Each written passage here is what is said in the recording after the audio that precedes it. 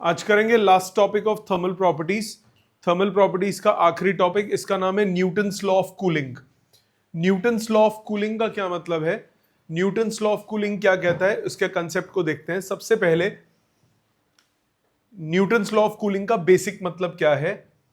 कोई भी बॉडी कितना जल्दी अपनी हीट लूज करती है। अगर कोई बॉडी का कुछ टेम्परेचर है, अगर कोई बॉडी का कुछ टेम्परेचर है तो उस पे हीट, वो गर्म बॉडी है, अगर उसको मैं सराउंडिंग्स में रख दूंगा तो वो अपनी हीट लूज करेगी। तो किस तेजी से वो अपनी हीट लूज करेगी वो किस पे डिपेंडेंट हो जाता है, वो डिपेंडेंट हो जाता है difference between temperature of body and surroundings. ठीक है, स्टेटमेंट लिखो। According to Newton's law of cooling, according to Newton's law of cooling, the rate of loss of heat, the rate of loss of heat of a body is directly proportional, is directly proportional to the difference, to the difference between the temperatures of body and surroundings.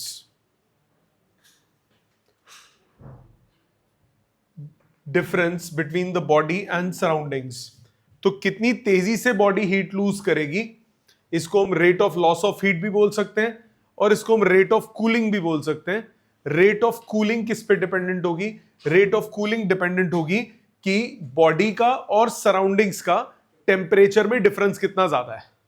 जितना ज्यादा temperature में difference होगा उतना जल्दी जल्दी body heat loose करेगी, जितना कम difference in temperature होगा उतना स्लोली टेम्परेचर लूज करेगी। मतलब सपोज करो रूम टेम्परेचर 30 डिग्री सेल्सियस है, सपोज करो रूम टेम्परेचर 30 डिग्री सेल्सियस है।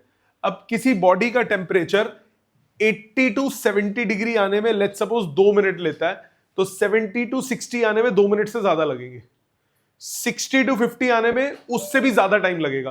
तो जैसे जैसे बॉडी का टेम्परेचर कम होता जाएगा, जैसे जैसे बॉडी का टेम्परेचर कम होता जाएगा, वैसे वैसे rate of loss of heat क्या होगी, डिक्रीज होती जाएगी। तो rate at which body loses heat, यानी आप कह सकते हो rate at which body loses its temperature, वो किस पे डिपेंड करता है, वो डिपेंड करता है difference between the temperature of body and temperature of surroundings. तो dq by dt, rate of loss of heat, ये टेम्परेचर के डिफरेंस पे डिपेंड करेगा। तो dq बाई dt को minus B times T minus T naught लिख देते हैं। टी माइनस टी नॉट का मतलब difference between the temperature of body and surroundings. इसमें dq बाई dt क्या है, rate of cooling, rate at which body is losing heat. यहां तक बात समझ में आती है? पक्का? स्टेटमेंट लिख लो साथ में, dq by dt, dq by dt is proportional to t minus t naught. So dq by dt is equal to minus b times t minus t naught. इसमें b क्या है, कांस्टेंट है। माइनस साइन क्या represent कर रहा है कि temperature क्या हो रहा है, लूज हो रहा है, या हीट जो हो रहा है वो बॉडी का लूज हो रही है। क्या यहां तक बात समझ में आती है? क्लियर? जितना तेजी से बॉडी हीट लूज करेगी उतना ही तेजी से बॉडी का टेम्परेचर में लॉस आएगा। अब इसको अगर मैं रीअरेंज करूं, मेरे पास फॉर्मूला क्या था, dq by dt is minus b times t minus t naught। इसमें t और t naught क्या है, लिख लो साथ साथ। t क्या है, temperature of body, t naught क्या है, टेम्परेचर ऑफ सराउंडिंग्स। t क्या है, temperature of body, t naught क्या है, टेम्परेचर ऑफ सराउंडिंग्स। और जो b which is a constant, ये किस पे डिपेंड करेगा, नेचर पे, शेप पे, साइज पे of the cooling surface area, cooling surface. Nature पे, शेप पे, साइज मतलब एरिया ऑफ कूलिंग सरफेस, इन सब फैक्टर्स पे डिपेंड करेगा। ठीक है? अब इसका अगर मैं एक्सप्रेशन निकालना चाहूं, जरा ध्यान दो। हीट आपने फॉर्मूला पढ़ा है mc डेल्टा थीटा या mc डेल्टा टी, यहां पे टेम्परेचर के लिए मैं टी यूज कर रहा हूं, तो mc dt। हीट का फॉर्मूला क्या होता है, mc डेल्टा टी, यही होता है कि नहीं होता? dq is equal to mc delta T. So अगर मैं इसको एक्सप्रेशन को लिखूं, dq is equal to mc delta T, ये तो वही वाला एक्सप्रेशन है। dq को मैंने लिखा mc डेल्टा टी, लिख सकता हूं। mc को नीचे ले जाओ, जब mc को नीचे लेके जाऊंगा तो मेरे पास क्या आ जाएगा, minus B upon M C, C की जगह एस लिख दिया, टी माइनस टी नॉट, चलेगा? सी और एस एक ही बात है, specific heat. dt by D T is minus B upon M S, ये एक कांस्टेंट हो गया, तो dt बाई डी टी आपके पास आ गया minus constant times T minus T naught, लिख सकते हो। अभी टाइम दूंगा लिखने का, पहले समझ लो। पहला एक्सप्रेशन मैंने क्या लिखा, मैंने लिखा dq by D T is minus B times T minus T naught, वही पुराना एक्सप्रेशन। dq को क्या लिखा, mc delta theta, mass into specific heat into change in temperature, mc delta T को वही रखा, बाकी दोनों को नीचे ले गया। b अपॉन ms को मैंने कांस्टेंट ले लिया, मेरे पास एक्सप्रेशन आया dt by D T is equal to minus K times T minus T naught. इधर तक कोई दिक्कत नहीं। अब इसको अगर मैं सिंप्लीफाई करना चाहूं तो इंटीग्रेट करना चाहूं तो टी वाली टर्म्स को इकट्ठी करो, स्मॉल टी वाली टर्म्स को अलग ले जाओ। टी वाली टर्म्स को इकट्ठा करो और स्मॉल टी वाली टर्म्स को इकट्ठा कर लो। टी माइनस टी नॉट नीचे चला गया, स्मॉल टी राइट साइड चला गया। इंटीग्रेट करो दोनों साइड्स, जब इंटीग्रेट करोगे 1 अपॉन लीनियर का इंटीग्रेशन होता है लॉग। इंटीग्रेशन का फॉर्मूला डिफरेंशिएशन से उल्टा होता है। x 1 बाय log x का डिफरेंशिएशन क्या होता है, 1 बाय x, तो 1 बाय x का इंटीग्रेशन क्या होगा, log x। इसी तरह 1 अपॉन इसको x सोचो, 1 बाय x का इंटीग्रेशन होता है log x, 1 बाय x का इंटीग्रेशन होता है log x। log t minus T not is minus के dt का इंटीग्रेशन t प्लस c, ये एक्सप्रेशन बन गया। कोई दिक्कत नहीं यहां तक। क्या किया दोबारा से, मेरे पास एक्सप्रेशन था dt by D T is minus K times T minus T naught, T minus T naught ऊपर, स्मॉल टी उधर, मेरे पास आया ये वाला एक्सप्रेशन। इंटीग्रेट किया दोनों साइड्स, 1 अपॉन लीनियर का इंटीग्रेशन होता है log of linear is equal to minus K T plus C. मतलब अगर मैं इसको स्ट्रेट लाइन की फॉर्म में देखूं, इसको मैथ्स में स्ट्रेट लाइन की फॉर्म में रिप्रेजेंट करूं, तो यहां ध्यान दो, इसको y एक्सिस कंसिडर कर लो, ये हो जाएगा स्लोप, ये हो गया x और ये c। तो ये ग्राफ क्या रिप्रेजेंट करेगा, y is equal to mx plus c। ये क्या रिप्रेजेंट करेगा, straight line with negative slope. तो y एक्सिस पे क्या हो गया, natural log of t minus T naught, x axis पे क्या है, t, ग्राफ क्या होगा, नेगेटिव स्लोप का, c y इंटरसेप्ट, यहां से शुरू होकर ऐसे जाएगा, ये चीज कितनी हो जाएगी, c, और इसका स्लोप कितना हो जाएगा, माइनस k। तो ग्राफ क्या होगा इसका, स्ट्रेट लाइन। क्या ये समझ में आता है, clear? So this is the equation of straight line having negative slope and intercept c on the y axis, no problem. एक तरीका ये हो गया, यहां पे मैंने जो लगाया वो क्या है, इनडेफिनिट इंटीग्रेशन। आप डेफिनेट इंटीग्रेशन भी लगा सकते हो। डेफिनेट इंटीग्रेशन में क्या फर्क आ जाएगा, मैंने इनिशियली टेम्परेचर T1 माना, बाद में टेम्परेचर T2 माना, तो यहां पे लिमिट लगा दूंगा T1 से T2 तक। सेम चीज है, initial temperature T1, final temperature T2, वही एक्सप्रेशन था, इंटीग्रेशन में बस लिमिट्स डाल दी। स्टार्टिंग में 0 टाइम, फिर T टाइम, एक्सप्रेशन भी सेम, 1 अपॉन लीनियर का expression log of linear, limit T1 से T2 माइनस के लिमिट 0 से T, upper limit minus lower limit, T2 डालोगे T की जगह, माइनस T1 डालोगे T की जगह, माइनस के T माइनस 0, माइनस को लेफ्ट साइड लेकर आओ, ये टर्म पहले हो गई, ये टर्म बाद में हो गई, 1 वाली पहले आ गई, 2 वाली बाद में आ गई। log a by B, log a minus log b, log a by B, log a minus log b को हमने क्या लिख दिया, log a by B. log expression कितना आया, k को नीचे ले जाओ, टाइम की वैल्यू आई 1 by K log to the base e, T1 minus T naught upon T2 minus T naught. log to the base e को हटाने के लिए बेस 10 में लिखते हैं, तो 2.303 से मल्टीप्लाई कर देते हैं, बेस 10 में कन्वर्ट हो गया। ये टाइम का एक्सप्रेशन हो गया। आप ये वाला एक्सप्रेशन लगा सकते हो न्यूमेरिकल्स में, आप चाहो तो इंटीग्रेशन वाला एक्सप्रेशन लगा सकते हो, ये वाला जो k वाला एक्सप्रेशन था, इन दोनों से न्यूमेरिकल्स हो जाएंगे, बट इससे करने में मुश्किल है। बेटर तरीका न्यूमेरिकल्स करने का, सबसे आसान तरीका ये है, इससे सारे न्यूमेरिकल्स हो जाएंगे, कोई नहीं बचेगा। अभी करके दिखाऊंगा। क्या है ये, मैंने आपको बोला rate of loss of heat, मतलब rate at which temperature is lost. Rate at which temperature is lost मतलब loss in temperature upon time taken is proportional to difference between temperature of body and surroundings. Body का temperature T1 भी था, T2 भी था, average temperature कितना हो गया, T1 plus T2 by 2 minus surroundings temperature. सारे न्यूमेरिकल्स हो जाएंगे, इससे कोई पुराने फॉर्मूले की जरूरत नहीं है, बट डेरिवेशन की फॉर्म में अगर पूछ लेता है तो वो वाला एक्सप्रेशन निकालना आना चाहिए। क्या बोला, दोबारा से सुनो। सबसे पहले एक एक करके। आपके पास एक्सप्रेशन था dq/dt is minus b times t minus t not. इसमें q क्या होता है? हीट। रीअरेंज करो, उससे पहले dq को mc डेल्टा t लिखा मैंने, mc डेल्टा t, इधर mc को नीचे ले गए, ms लिख दिया यहां गलती से, ms एक ही बात है, ms b अपॉन ms, इसको k ले लिया, dt/dt का एक्सप्रेशन आपके पास कितना आया? Minus k times t minus t not. अब इसको दो तरह से इंटीग्रेट कर सकते हो। अगर आप इनडेफिनिट इंटीग्रेशन करते हो तो इंटीग्रेशन का कांस्टेंट आ जाएगा। अगर आप डेफिनेट इंटीग्रेशन से करते हो तो t1 से t2 लिमिट लोगे, upper limit minus lower limit substitute करोगे, रीअरेंज करके इस एक्सप्रेशन पे पहुंच जाओगे। ये दो तरीके हो गए न्यूमेरिकल सॉल्व करने के। तीसरा और सबसे बेस्ट मेथड है ये वाला मेथड। इसमें क्या करना है? T1 क्या है? इनिशियल टेम्परेचर, T2 क्या है? Final temperature. T1 से T2, जैसे सपोज मैंने बोला बॉडी की टेम्परेचर 80 से 70 हो गया, तो T1 क्या हो गया? 80, T2 क्या हो गया? 70। 5 मिनट लगे उसे, तो T कितना हुआ? 5 मिनट्स। T1 प्लस T2 क्या होगा? 80 plus 70 divided by 2 minus surroundings temperature, जो भी क्वेश्चन में गिवन होगा। समझ में आ गया? ये तरीका, ये सबसे आसान मेथड है न्यूमेरिकल्स करने का। कर सकते हो। पहले ये एक्सप्रेशंस लिख लो, फिर न्यूमेरिकल्स करके दिखाता हूं इसके में। पहले सारे एक्सप्रेशंस लिख लो, फिर इनके न्यूमेरिकल्स करते हैं एक एक करके।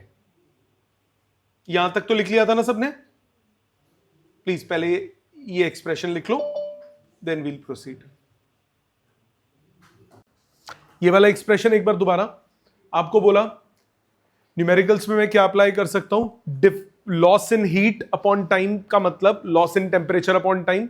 जितना ज्यादा बॉडी का टेम्परेचर लूज होगा डिवाइडेड बाय टाइम टेकन, ये हो जाएगा difference between temperature of body and surroundings. Body का टेम्परेचर क्या ले लोगे? Average temperature, T1 plus T2/2 minus T not. Numericals में कैसे अप्लाई होना है उस पे आते हैं। उससे पहले एक छोटी सी बात, लिमिटेशंस इसकी। क्या क्या लिमिटेशंस है? पहली बात, ये ब्लैक बॉडी के लिए है, surface of body must be black. दूसरा, loss of heat must take place only through radiation, बाकी कंडक्शन कन्वेक्शन नहीं होना चाहिए। एक्सेस ऑफ टेम्परेचर मतलब difference in temperature must not be large, जितना कम हो उतना better. The air must be still, air move नहीं होनी चाहिए। Newton's law of cooling is a special case of Stephen's law. Stefan's law का special case है। कैसे? अभी 2 मिनट में समझा रहा हूं। Newton's law of cooling is applicable when the heat lost by conduction is negligible and the heat lost by the body is mainly due to radiation. Newton's law of cooling, difference in temperature जब कम हो तब valid होता है। अब इस point को देखो, जो सबसे पहला पॉइंट है, special case of Stephen's law. Special case of Stephen's law हम कैसे बोलते हैं? आपने स्टीफेंस फोर्थ पावर लॉ पढ़ा, E is equal to sigma T⁴ minus T naught की पावर 4, यही पढ़ा। E is equal to sigma T⁴ minus T naught to power 4। E क्या होता है? Heat emitted per second per unit area, right? जितना heat body emit करेगी उतना temperature उसका फॉल करेगा। इधर लगाओ a² minus b², sigma T² minus T naught का square into T² plus T naught का square, T² plus T naught का स्क्वायर। फिर से a² minus b² sigma T² plus T naught का square into T plus T naught into T minus T naught. तो आपके पास energy lost proportional to T minus T naught आ गया। Difference between temperature of body and surroundings. Heat energy lost per second per unit area dependent on difference between the temperature of body and surroundings. तो Stefan's law से भी निकल सकता है। ठीक है, न्यूमेरिकल्स देखते हैं इसके। जैसे आपको बोला, a body cools from 70 degree Celsius to 60 degree Celsius in 8 minutes. The same body cools from 60 to 50। यहां पे डिफरेंस इन टेम्परेचर कितना हो गया? 10। इधर डिफरेंस कितना है? 10। पहले 8 मिनट लग रहा है, जब टेम्परेचर बॉडी का कम हो गया तो 8 मिनट से ज्यादा लगेगा, कम लगेगा? 8 मिनट से ज्यादा लगेगा, क्योंकि rate of loss of heat क्या हो जाता है? रिड्यूस हो जाता है। तो टेम्परेचर क्या लगेगा? More than 8 minutes. इसमें no problem. Newton's law of cooling में क्या पढ़ा आपने? न्यूटन्स लॉ ऑफ कूलिंग में क्या पढ़ा? Since temperature of body is now less, therefore difference between temperature of body and surroundings is less, therefore rate of loss of heat decreases, therefore time increases. ठीक है, ज्यादा time लगेगा। दूसरा, a vessel full of hot water is kept in a room and it cools from 80 to 75 in T1, 75 to 70 in T2, 70 to 65 in T3। सबसे ज्यादा time कौन सा होगा? 70 to 65। उससे ज्यादा, उससे कम टाइम कौन सा होगा? 75 to 70। और सबसे कम टाइम कौन सा होगा? 80 to 75। ठीक है ना, ये इसमें कोई दिक्कत तो नहीं। सो T1 सबसे कम टाइम होगा, सबसे, क्योंकि उसका टेम्परेचर ज्यादा है तो डिफरेंस बड़ा हो गया। दूसरा, किसका टेम्परेचर डिफरेंस देखना होता है? उसका और सराउंडिंग्स का।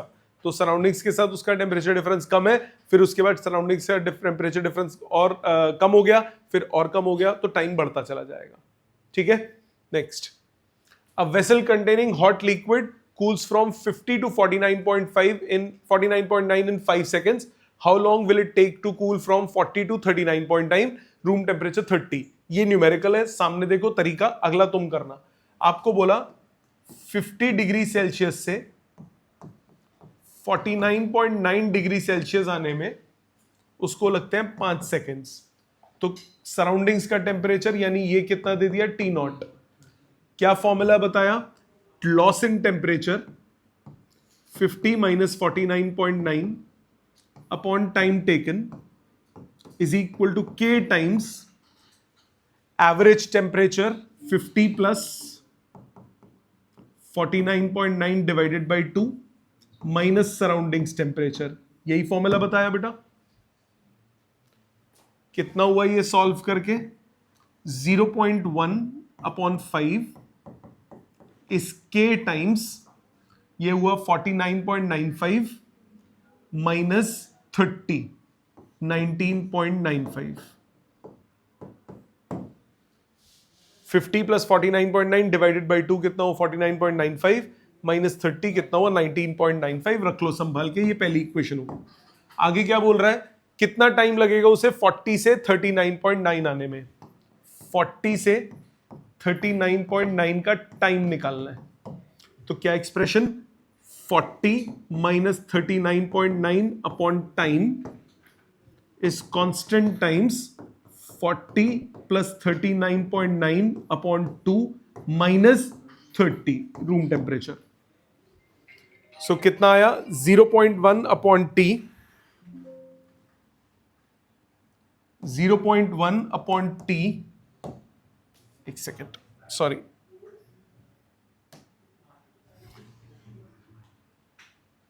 कितना आया? 0.1 upon T is equal to K times, ये कितना हुआ? 39.95 माइनस 39.95। नंबर 2, डिवाइड करो दोनों को, dividing first by second, divide करो 0.1 upon 5 divided by 0.1 upon T, तो T बाय 5 बन गया। इस K से K कैंसिल, कितना बचा? 19.95 डिवाइडेड बाय 9.95, अप्रोक्सीमेट 2, तो टाइम अप्रोक्सीमेटली कितना आ गया? 10 सेकेंड्स। ठीक है, समझ में आ गई सबको बात? क्लियर कैसे करना है? अप्रोच क्लियर है? श्योर? करोगे अगला तुम? ये क्वेश्चन करो 1, 2 और ये 3, ये 3 अटेम्प्ट करो। आपके पास 5 मिनट का समय है, ये 3 अटेम्प्ट कीजिए, 5-7 मिनट का समय, तीनों असाइनमेंट के क्वेश्चन है। चेक करिए, पहले फर्स्ट करता हूं मैं, ध्यान दीजिए। फर्स्ट क्वेश्चन जो आपको दिया, कह रहा है liquid cools from 70 to 60 in 5 minutes. तो 70 minus 50 upon 5 is K times 70 plus 50 by 2 minus surroundings temperature, surroundings temperature 30। Expression बना 20 by 5 that is 4 is K times 60 minus 30 that is 30। तो K की वैल्यू कितनी आ गई? 2/15 पर मिनट।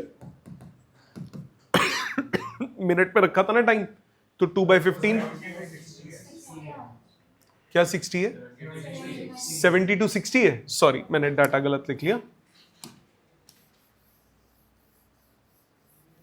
दोबारा करते हैं। सो 70 minus 60 upon 5 is k times 70 plus 60 by 2 minus 30, या 10 by 5 that is 2 is k times 65 minus 30 35, तो k की वैल्यू कितनी आ गई 2/35 यूनिट क्या होगा पर मिनट। क्लियर यहां तक, ये पहली की सिचुएशन होगी। आगे क्या बोला, कितना लगेगा 60 to 50, 60 to 50, तो 60 minus 50 upon time is k times 60 plus 50 by 2 minus surroundings temperature 30, so 10 by time is k times 55 by 2, 55 हो गया इसका एवरेज minus 30 that is 25, तो 10 by t is equal to k की वैल्यू 2/35 into 25, 25 2s are 50, यहां बचा 5 7, answer t का आ गया 7 minutes.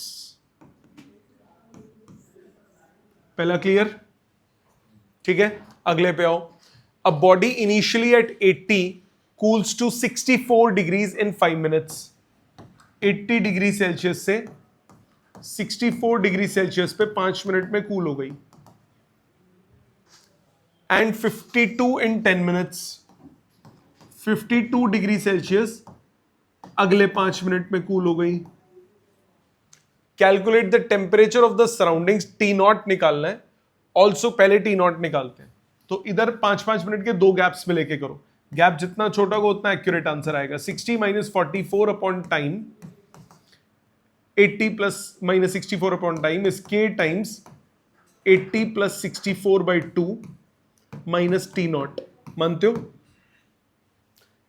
80 minus 64 कितना हुआ 16, 16 by 5 is k times, ये हो गया 72 माइनस टी नॉट, रख लो संभाल के फर्स्ट इक्वेशन। इसके बाद 64 to 52, 64 minus 52 upon time 5 is k times 64 plus 52 by 2 minus t naught, ये कितना हुआ 12/5 is k times, बेटा 64 से 52 5 हुआ ना, स्टार्टिंग से 10 मिनट है, स्टार्टिंग से 10 मिनट है, ये कितना हो 58 माइनस टी नॉट। क्वेश्चन ध्यान से पढ़ो इंग्लिश। क्या बोला आपको, body initially at 80 cools to 64 in 5 minutes and 52 in 10 minutes, तो टोटल टाइम है ना 5 मिनट बाद इतना हो गया, 10 मिनट बाद इतना हो गया, वहां से 10 मिनट थोड़ी ना बोला, फर्दर 10 मिनट्स थोड़ी ना बोला, स्टार्टिंग से 10 मिनट होगा ना, तो अगले 5 मिनट हुआ यहां पे। तो अब डिवाइड करो, dividing second by first, 12/5 divided by 16/5, k cancel हो गया, 58 minus t naught divided by 72 minus t naught,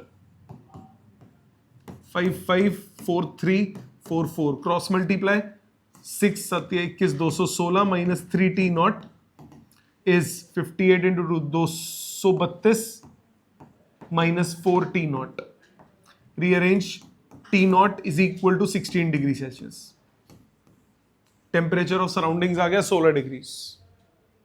आगे क्या बोला, also calculate the temperature after 15 minutes, मतलब और फर्दर 5 मिनट के बाद टेम्परेचर निकालना है, तो फिर लगाओ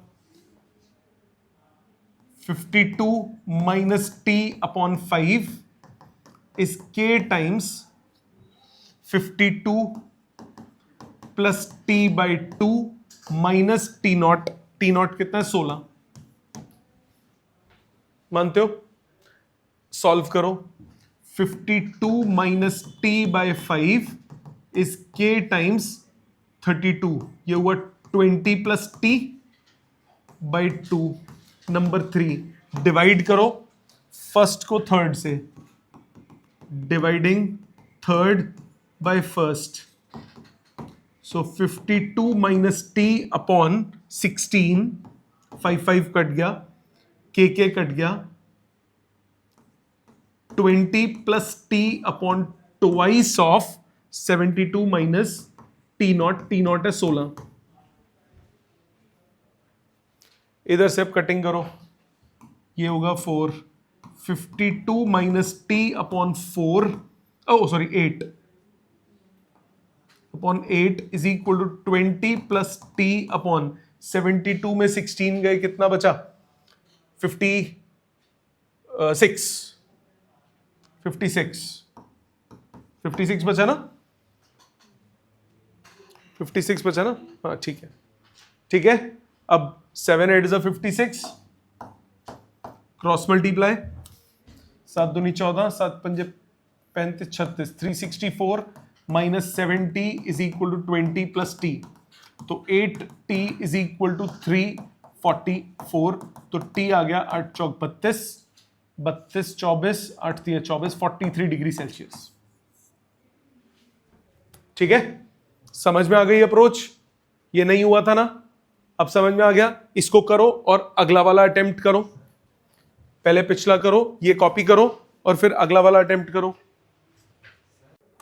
चेक करिए, आपको क्वेश्चन में बोला the pan filled with hot food cools from 94 degrees to 86 degrees in 2 minutes.